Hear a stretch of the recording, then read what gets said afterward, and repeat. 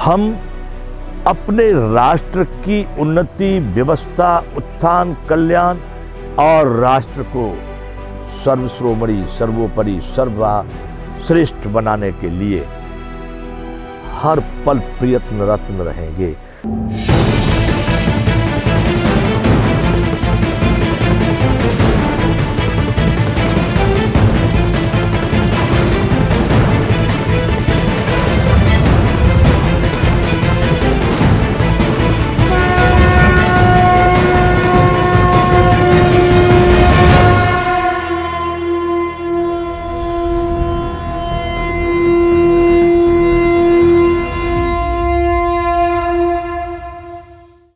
जय विश्व बंधु। हाँ बंधुओं, हम चर्चा कर रहे सनातन जीवन विज्ञान की। यह कला भारतीय है। भारत ने सनातन पर सदैव विश्वास रखा और सनातन जीवन पद्धति को अपनाया, और भारत रहा भी विश्व का सर्वश्रेष्ठ देश। कब? जब सनातन जीवन पद्धति थी तब। आज हम इससे भटक गए हैं, इसलिए हमको ये सनातन जीवन विज्ञान की बात करनी है। तो हम अब तक जो चर्चा कर चुके हैं उसमें हम बात कर रहे थे आहार की। आहार में हमने चर्चा की कि वर्तमान समय में शुद्ध आहार पाना, और सो भी या तो बहुत बड़े लोग जो बहुत बड़े धनवान है वो कहीं से उपलब्ध करा लें, या फिर सबसे छोटे स्तर पर जो अपने गांवों में जी रहे हैं वो उस तरह के आहार को प्राप्त कर सके। शुद्ध दूध, दही, या शुद्ध सब्जी, या शुद्ध फल, या शुद्ध जो भी चीजें हैं। बाकी मीडियम वर्ग वाले लोग जो शहरों में पहुंच गए गांवों को छोड़ के, और अपने कमाने खाने भर का ही उनको रात और दिन में इतनी मेहनत उसी में लगे रहते हैं। उनको जीने की, जीवन क्या है इस चीज को समझने का भी समय नहीं है। खैर वो अलग बात है, लेकिन हम यहाँ बात कर रहे हैं आहार की। तो आहार में हम बताए कि ये प्रदूषित वस्तुएं हैं और इनको खाने से ही अधिक स्वस्थ व्यक्ति का स्वास्थ्य बिगड़ रहा है। हॉस्पिटलों की इसलिए आवश्यकता पड़ती जा रही है। तो उसमें हमने आहार की बात की। उस आहार को भी यदि शुद्ध सात्विक रूप से धरती पर बैठकर, जो सनातन पद्धति थी, पुरानी भारतीय पद्धति थी, उसी प्रकार से पाया जाए तो ज्यादा श्रेष्ठ है। अब हम चर्चा करते यहां तक हमने सनातन जीवन विज्ञान में हम एक जीवन की चर्चा कर रहे हैं, लेकिन उस जीवन को हमने प्रातः जगने से लेकर सोने तक हमने पूरे जीवन की प्रक्रिया मान लिया है। हम इसी को 24 घंटे की इस क्रिया को हम पूरा जीवन बना करके चल रहे हैं। तो अब हम आगे बात करेंगे कि आपका भोजन के पश्चात आपको करना क्या है। देखिए बंधु, भोजन के पश्चात एक सूक्ति कही है, गांव में लोगों ने कहा है, वैद्यों ने पहले बनाया गांव की भाषा में। मुझे संकोच नहीं होता ऐसी भाषा करने में, क्योंकि सभी भारतीय थे, सभी वहीं से चले हैं। अब धन के, पद के, प्रतिष्ठा के या अनेक प्रकार के किन्हीं मदमोहों में लोग उस शब्दों को अनर्गल समझे, अलग बात है। कहा गया है, खाकर मुते सूते बाँव, काहे वैद बतावे गाँव। भोजन के बाद में मूत्र त्याग करने के पश्चात बाएं करवट से थोड़ी देर तक अगर व्यक्ति सोए तो जो किया हुआ भोजन है वो आसानी से पच जाता है। ऐसी एक युक्ति बताई गई। ठीक, अब इससे अब हम आगे चलते बंधु। ये हो गई आपकी व्यक्तिगत वहां तक दिनचर्या।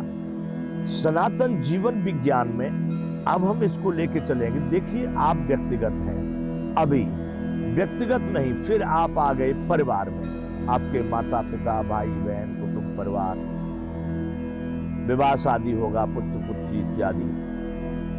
आगे भी आपके कुछ है, पीछे भी कुछ है। यहां मनुष्य के जीवन में ये जो बातें कही, ये सब बातें साधारण आपके जीवन को उस आनंद की तरफ ले जाने वाली हैं जो आपका मूल मंत्र होगा। ये अब आपको यहां से आगे चलना है।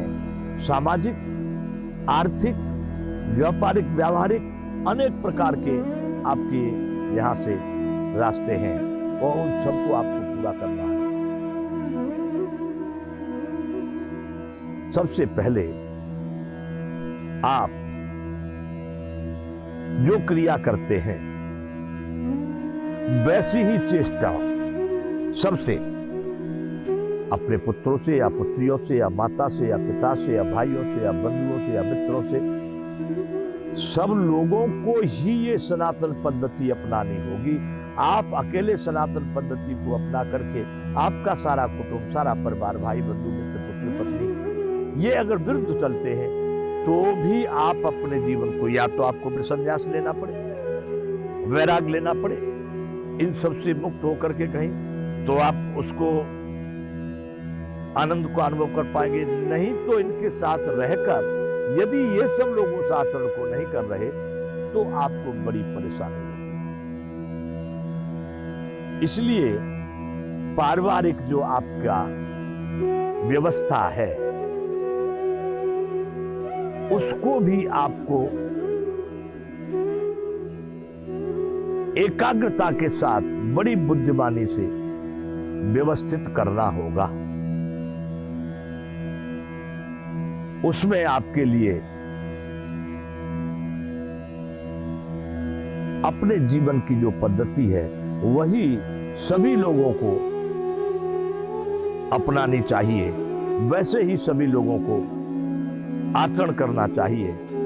यह प्रेरणा आप अपने सभी लोगों को दें। इतना नहीं, एक साथ भी कर सकते हैं, अलग अलग भी कर सकते हैं, लेकिन रूपरेखा वही होनी चाहिए। तो अब आप अपने, यूं तो हम अकेले हैं लेकिन हमारा साथ में हमारा देश, उससे पहले राज्य, उससे पहले जिला, उससे पहले पोस्ट, उससे पहले गांव, फिर उससे पहले मोहल्ला, फिर आ जाते हैं सर्वप्रथम में आप, आपका घर, आपका परिवार। इस तरह से आप विश्व में कहीं जाते हैं तो आप अकेले नहीं रह जाते।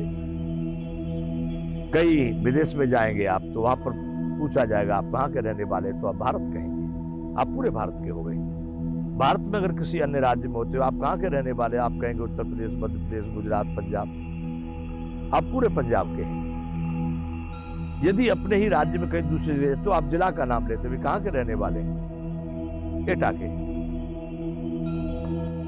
वैसे ही कई जिला से अंदर कहीं दूसरे गांव में जाते तो अपने गांव का नाम लेते हैं। इस तरह से हम पूरे विश्व से जुड़े हुए हैं, हम विश्व से कहीं अलग नहीं हैं। इसलिए हमने धारणा बनाई है विश्व बंधुत्व की। क्यों?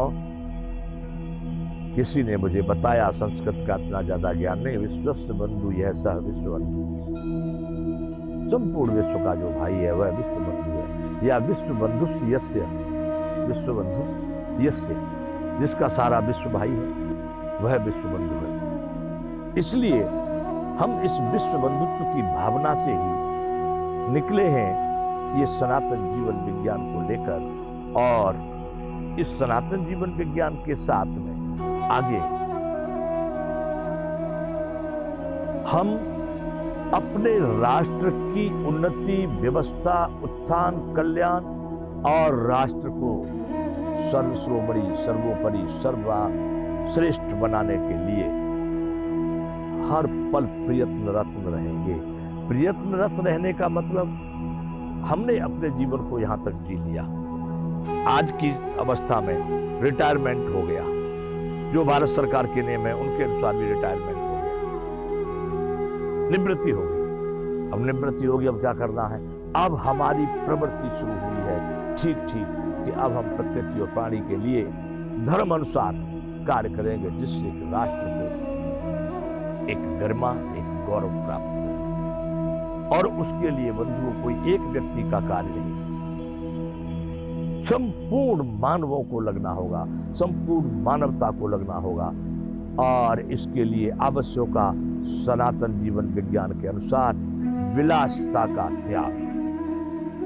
ये जो विलासिता है यही विनाश की जननी होगी, और अंत में यहीं से कहीं न कहीं विनाश होता।